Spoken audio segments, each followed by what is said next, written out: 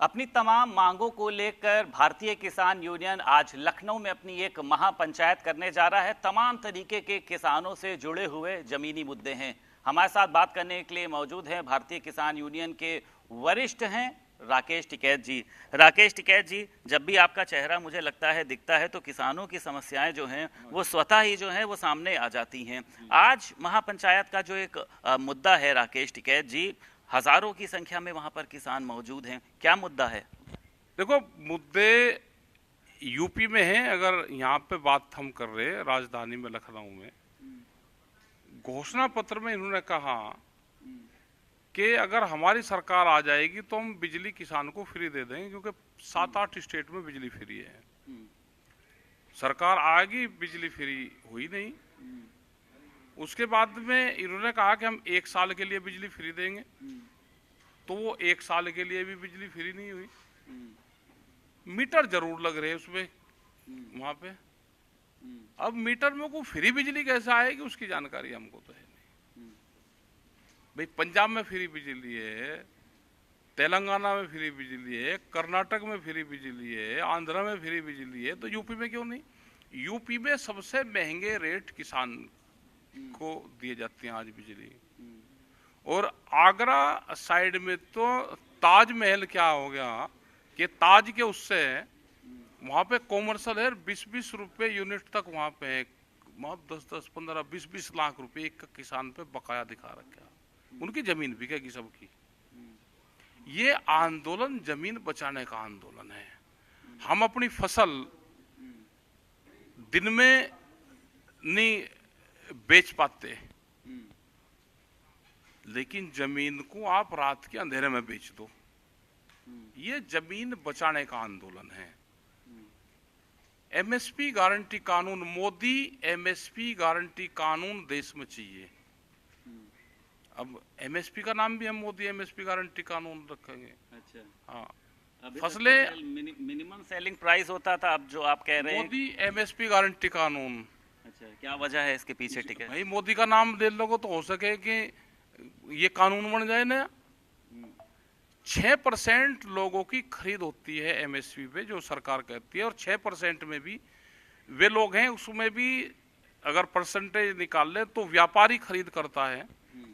बिहार से, अपने पूर्वांचल के जो स्टेट जिले हैं उनसे जो धान की खरीद करता है, और वो फिर महंगे रेट में एमएसपी पे वो शाहजहांपुर, लखीमपुर खीरी, रामपुर, मुरादाबाद, हरियाणा, पंजाब, वहां का व्यापारी बेचता है एमएसपी पे। तो सब इनके लोग, जो व्यापारियों की सरकार है, बड़े उद्योगपतियों की सरकार है, उनको कैसे फायदा होगा उस पर सरकार काम कर।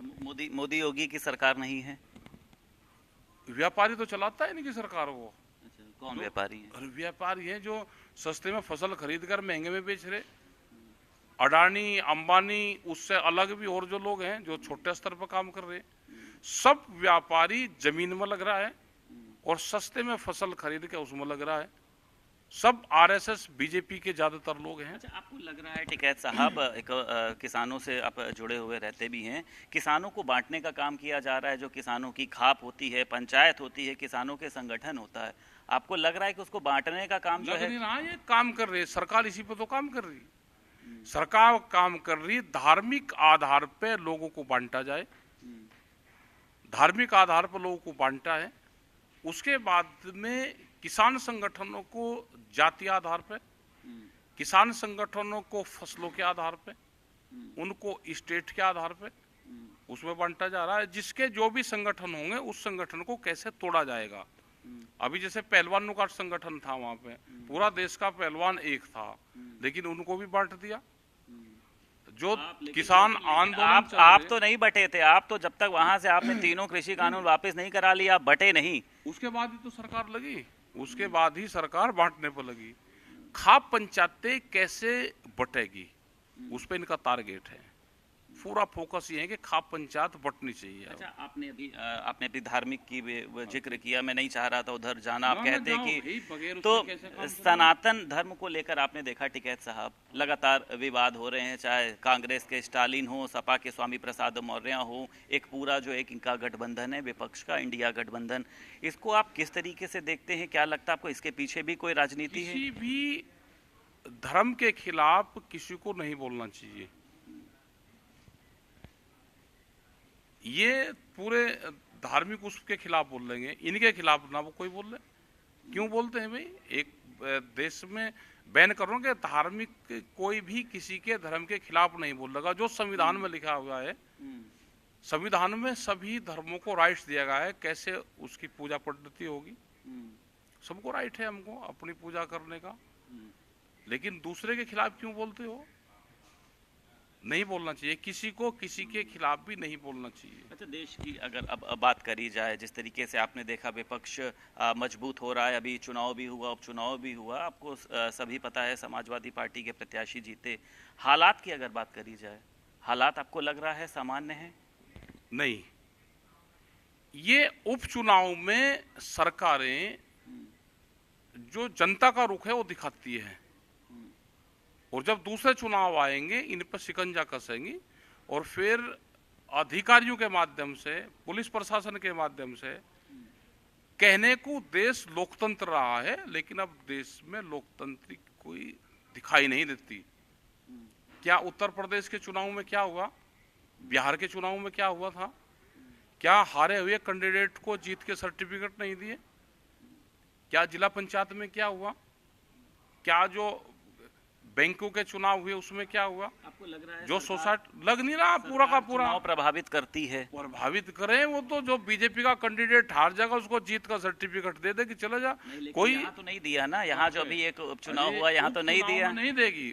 उपचुनाव में ये दिखाने की कोशिश करेगी कि देश में संविधान पूरा काम कर रहा, इलेक्शन कमीशन पूरा काम कर रहा, पुलिस फोर्स पूरा काम कर रही है, और चुनाव निष्पक्ष हो रहे हैं पूरे। 24 में आपको लग रहा है कि जो बीजेपी है, अगर विपक्ष कमजोर पड़ा, विपक्ष लाठी और आंसू गैस के गोले से डरा, विपक्ष जेल से डरा, तो विपक्ष जितना कमजोर होगा उतना ही देश में तानाशाह पैदा होंगे। आजम खां के यहाँ छापे पड़े तो भी यही लाइन अखिलेश यादव ने कही कि विपक्ष जितना कमजोर होगा उतना ईडी और सीबीआई जो है वो उस पर दबाव डालेगी। बिल्कुल डालेगी।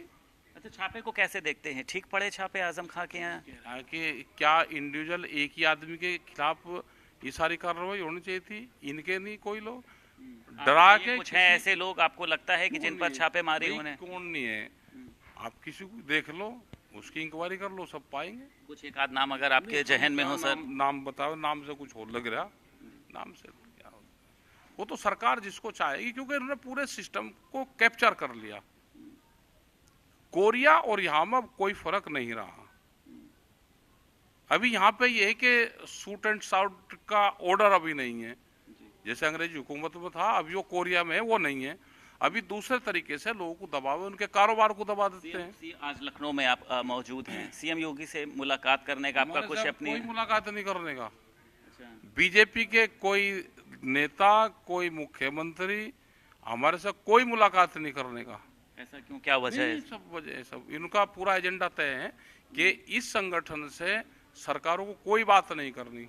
अच्छा, कुछ दूसरे नए संगठन बना देंगे, उनसे बातचीत करो जाएंगे। किसान के नाम पे। ठीक है साहब, एक और, क्योंकि आज मैंने भी वहाँ का जो हुजूम देखा है, हजारों किसान जो हैं वहाँ पर मौजूद हैं। क्या लखनऊ के बाद एक बार फिर से आप लोग सड़कों पर उतरेंगे? जो एक प्रदर्शन आप लोगों का 3 कृषि कानून के लिए था, कि ये प्रदर्शन जो है बस आज होके खत्म हो जाएगा? सरकार को नींद से किस तरीके से जगाने का आपका एक मजबूत प्रयास रहेगा? इसके बाद की क्या? ये तो आंदोलन है, चलते रहते हैं।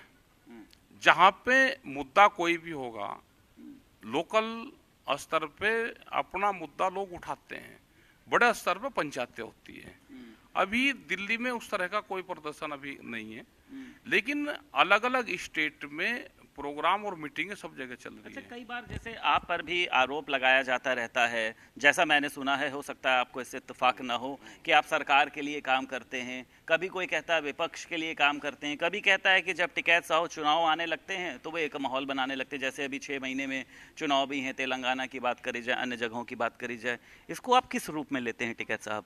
और ये तो चुनाव तो भाई होते ही रहेंगे, अपनी बात करनी छोड़ दे। चुनाव में कोई किसान की जमीन अधिग्रहण करनी छोड़ दी, गन्ने का भुगतान अगर हम बात नहीं करेंगे, जैसा गन्ना है, गन्ने का पैसा क्यों नहीं दे रहे, रेट क्यों नहीं बढ़ा रहे?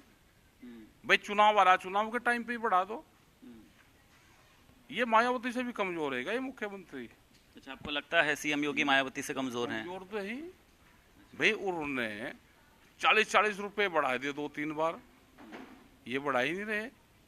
बढ़ाना चाहिए। मोदी तो मजबूत हो रहे हैं, अभी G20 भी आपने देखा, बड़ा आयोजन था। G20 ये 20 देशों का 21 देश हैं अब इसमें, उनका एक संगठन है।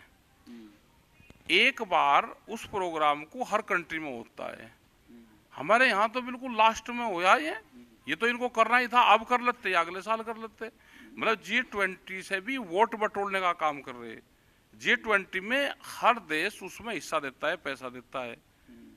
अगले साल एक कंट्री और बच गया, उसमें अगले साल होगा। ये चुनाव से पहले दिखाना चाहते थे कि हमने G20 करो। आपको लगता है कि जो सरकार है वो ब्रांडिंग करती है हर एक चीज की? अच्छा, और आदमी तो होंगे ना बीजेपी के, वे दिखाई नहीं दिए कोई भी G20 में, किसी की प्रेस कॉन्फ्रेंस नहीं हुई। बाहर के विदेशों से लोग आए, राष्ट्र अध्यक्ष आए बाहर के, उनका कोई प्रोग्राम और कोई प्रेस कॉन्फ्रेंस नहीं हुई, करने नहीं दी गई। हमें नहीं पता, आप बताओ। ये तो आपसे मिला कोई, उनकी भी बात कर लेते एक बार। लोग यहाँ वहाँ के राष्ट्र अध्यक्ष और दूसरे कंट्री में जाकर प्रेस कॉन्फ्रेंस कर रहे, क्या यहाँ प्रेस पे कैमरा और कलम पे बंदूक का पहरा है क्या? आपको लगता है कि प्रेस की अभिव्यक्ति बंदूक है, बंदूक का पहरा है, कैमरा और कलम पे बंदूक का पहरा देश में है। अच्छा, एक बात और, अभी आपने देखा था टिकैत साहब, टमाटर के दाम जो हैं वो एकदम आसमान पहुंच गए थे। इसके पहले अगर आलू की बात करें, उत्तर प्रदेश की अगर हम बात करें, महंगाई आपको लग रहा है कि चरम सीमा पर है? इसको लेकर सरकार को काम करना चाहिए, दाम कम करने चाहिए, जो जमाखोर हैं, जो एक ब्लैक तरीके से इसको रखते हैं, खत्म होना चाहिए ऐसा? बिल्कुल होना चाहिए। जब ये टमाटर के रेट बढ़े, उससे पहले अमरोहा जिले में हम गए थे, वहां पे किसान ने टमाटर सड़कों पे और कूड़े पर डाल रखे थे। हमने देखा कि वहां खेती हो रही है टमाटर की। वहां 1 रुपया किलो उसका रेट था। 30 किलो की कैरेट 50 रुपए की बिक रही थी। 20 रुपया उसके भरने में था, तोड़ने का मजदूर का, और 30 रुपए किसान को मिलता था। 50 रुपए की वो बिकती थी। हमने वहां से लाइव किया, उसका रेट 8 दिन बाद में 10 रुपए का हुआ, और उसी के ही फेयर रेट हुआ 150 और 200 रुपया किलो तक गया। किसान के हाथ इस लूट में भी कुछ नहीं लगा, इस महंगाई में भी किसान के हाथ कुछ नहीं लगा। किसान के हाथ तो वही 10, 15 और 20 रुपया किलो मिला। 2024 में आपको लगता है किसान जो हैं वो एक गहरा नुकसान पहुंचा सकते हैं? बड़ी ऐसा नहीं, वो किसान तो वोट से मतलब है, मेरा वोट दे देगा अपने सिस्टम से। भाई इस सरकार से नाराज होगा, कोई दूसरे को दे देगा, दूसरे से नाराज होगा, इसको दे देगा। अच्छा, टिकैत साहब, जो विपक्ष ने अपना एक इंडिया गठबंधन बनाया था, जिसको सरकार जो है घमंडिया गठबंधन कहती है, अन तरीके का, अगर किसी ने कोई अपने घर पे तीज त्योहार मना रहा है तो इनको क्या ऐतराज है, बना लेने दो। इनके साथ नहीं गठबंधन में दूसरे लोग हैं, इनका भी तो कितने ही परिवारों का गठबंधन है, तो उनको भी बना लेने दो। आज अब हम सबसे आखिरी सवाल पर आते हैं, आपको भी यहाँ से निकलना है। आज जो मुख्य रूप से मुद्दे होंगे वो क्या मुद्दे रहेंगे, और इसके बाद की आपकी प्रतिक्रिया? बिजली का बड़ा इशू रहेगा, बिजली का मुद्दे रहेंगे। इन्होंने घोषणा पत्र में 5 साल फ्री बिजली देने की बात करी, फिर उन्हें 1 साल की बात करी, बिजली के मीटर लग रहे, वो एक बड़ा इशू रहेगा। फसलों के दाम मिले, एमएसपी से कम पे खरीद प्रदेश में ना हो, ये एक बड़ा इशू रहेगा। आवारा जानवर, जंगली जानवर, 2 तरह के जानवर अब हैं, उसका बड़ा इशू रहेगा। गन्ना भुगतान, गन्ने का रेट का इशू रहेगा।